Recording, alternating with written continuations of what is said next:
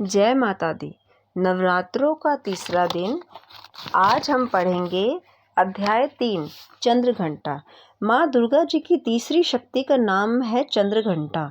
नवरात्रि उपासना में तीसरे दिन इन्हीं के विग्रह का पूजन आराधना किया जाता है। इनका यह स्वरूप परम शांतिदायक और कल्याणकारी है। इनके मस्तक में घंटे के आकार का अर्धचंद्र है। इसी कारण से इन्हें चंद्रघंटा देवी कहा जाता है। इनके शरीर का रंग स्वर्ण के समान चमकीला है। इनका वाहन सिंह है। हमें चाहिए कि हमें अपने मन, वचन, कर्म एवं काया को विहित विधि विधान के अनुसार पूर्णतः परिशुद्ध एवं पवित्र करके माँ चंद्रघंटा के शरणागत होकर उनकी उपासना आराधना में तत्पर हो। उनकी उपासना से हम समस्त सांसारिक कष्टों से विमुक्त होकर सहज ही परम पद के अधिकारी बन सकते हैं। तीसरा अध्याय महिषासुर का वध। ऋषि बोले, महाअसुर चिक्षुर सेनापति ने जब यह देखा कि सेना तो इस प्रकार मारी जा रही है, तब उसे बड़ा क्रोध उत्पन्न हो गया उससे और वह स्वयं भी अंबिका के साथ युद्ध करने के लिए निकल पड़ा। युद्ध में जाकर उसने देवी जी पर बाणों की इस प्रकार वर्षा की जैसे मेघ सुमेरु पर्वत की चोटी पर जाकर जलधारा बरसा रहा हो।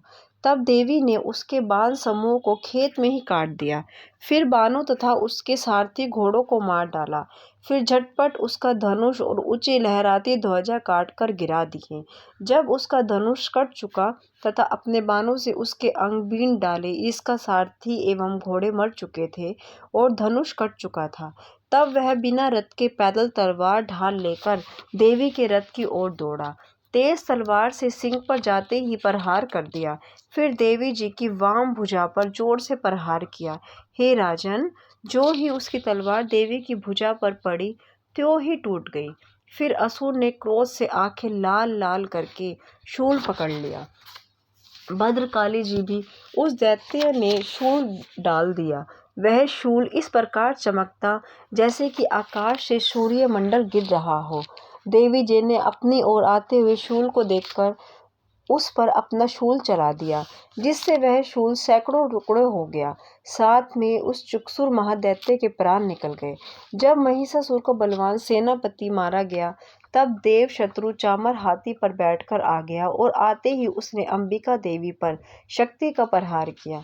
श्री देवी जी ने हुंकार द्वारा ही तेजहीन कर उसे जमीन पर गिरा दिया।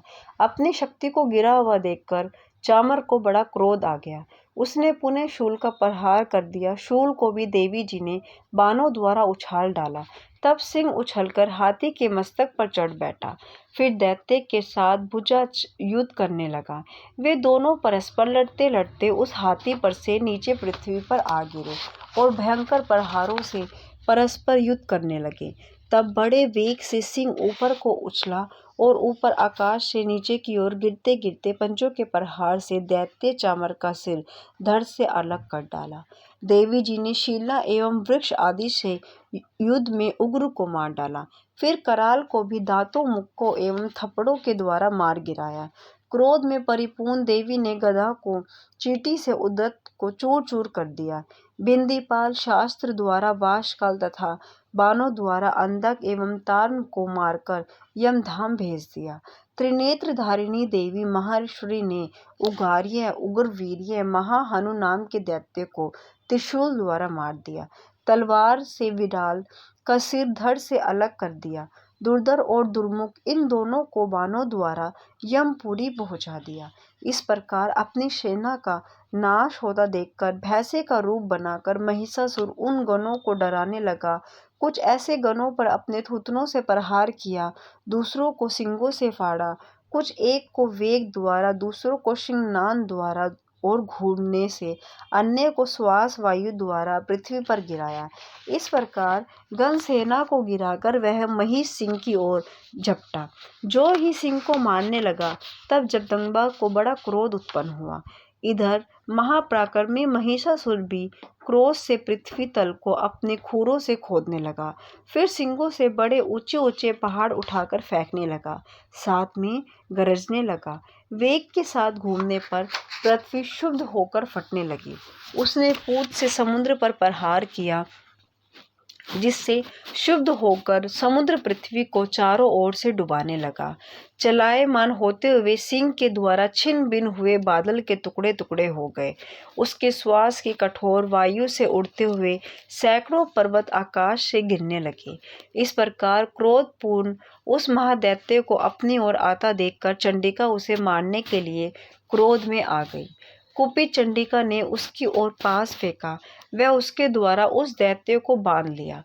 तब तो उस महायुद्ध में बंधे उस दैत्य ने अपने महिषासुर रूप का त्याग कर दिया, झटपट सिंह के रूप में आ गया। जो ही चंडिका उसका सिर काटने लगी, तब तो वह तलवार हाथ में लिए पुरुष दिखाई देने लगा। तब शीघ्रता से तलवार ढाल वाले उस पुरुष को अपने बाणों से देवी ने बीन डाला। अब वह एक बड़ा हाथी हो आया। अपना सूंड से देवी के सिंह को खींचा, फिर गरजने लगा। उसे खींचते समय अपनी खड़ग के द्वारा देवी ने उसकी सूंड को काट दिया। फिर वह महादैत्य भैंसे के रूप में आ गया और चराचर त्रिलोकी को सताने लगा। तो जगतात्मता चंडिका क्रोध में आकर फिर उत्तम मधुपान करने लगी और लाल लाल नेत्र करके हंसने लगी। वह दैत्य भी बल पराक्रम के मद में उन्मत्त होकर गरजने लगा और अपने सिंगों से पहाड़ उठा उठाकर देवी की ओर फेंकने लगा। देवी जी ने अपने बाणों के समूह से उसके फेंके हुए पर्वतों को चूर चूर कर दिया। तब सुरापान के मद के कारण लाल लाल नेत्र वाली चंडिका जी ने कुछ अस्त व्यस्त शब्दों में कहा। देवी जी बोली, ए मूर्ख, जब तक मैं मधुपान कर लूं तब तक तू क्षण भर के लिए गरज ले। मेरे द्वारा संग्राम भूमि में तेरा वध हो जाने पर शीघ्र ही देवता भी गरजने लगेंगे। ऋषि बोले। इस प्रकार कहकर देवी जी उछलकर उस महादैत्य पर चढ़ गई। पांव से दबाकर दैत्य के कंठ पर त्रिशूल से वार किया। देवी के पांव से दबे हुए उस दैत्य ने अपने मुख से बाहर निकलने का प्रयत्न दूसरे रूप से किया। अभी आधा ही निकल पाया था कि देवी ने अपने पराक्रम द्वारा उसे वहीं रोक लिया।